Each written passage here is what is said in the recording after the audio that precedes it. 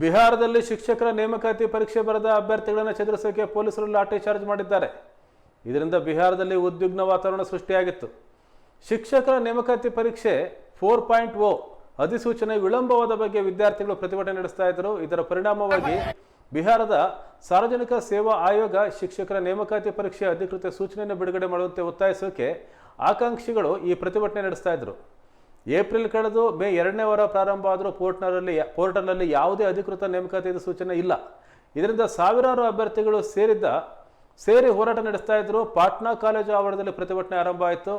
ಅಲ್ಲಿಂದ ಬಕರ್ಗಂಜ್ ಮತ್ತು ಮಚುವಾ ಚೋಲಿ ಮೂಲಕ ಪ್ರತಿಭಟನೆ ಮೆರವಣಿಗೆ ನಡ್ಕೊಂಡು ಹೋಗ್ತಾ ಇದ್ರು.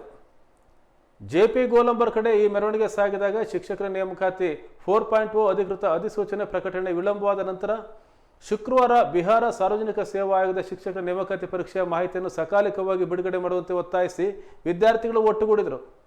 ಇದರಿಂದ ಜನಸಮೂಹವನ್ನು ಚದುರಿಸೋಕೆ ಪೊಲೀಸರು ಲಾಠಿ ಚಾರ್ಜ್ ಮಾಡಿದರು. ಪರಿಸ್ಥಿತಿಯನ್ನು ನಿಯಂತ್ರಣ ತರಕ್ಕೆ ಪೊಲೀಸರು ಮಧ್ಯ ಪ್ರವೇಶಿಸಿದರು.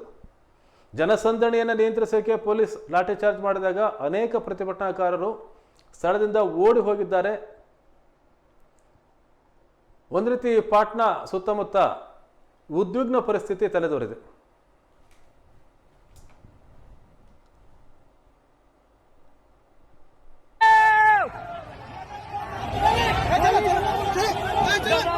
चलिए चलिए चलिए जो होगा देखा जाएगा। चलिए चलिए हम लोग सब साथ चलते हैं। चलिए चलो चलो देखते हैं सब यार किस तरह से रंगभूमि में बदल दिया गया है।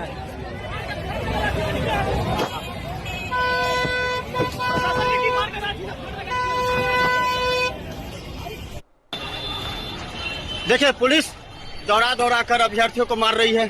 सीधी तस्वीर हम आपको दिखा रहे हैं। देखिए किस तरीके से जो वो अभ्यर्थी एक दूसरे पर देखिए महिला गिर गई है यहाँ। देखिए देखिए पुलिस का एक्शन, पुलिस का लाठीचार्ज निश्चित तौर पर देखिए अभ्यर्थी गिरते हुए पड़ते हुए नजर आ रहे हैं। देखिए पुलिस जो है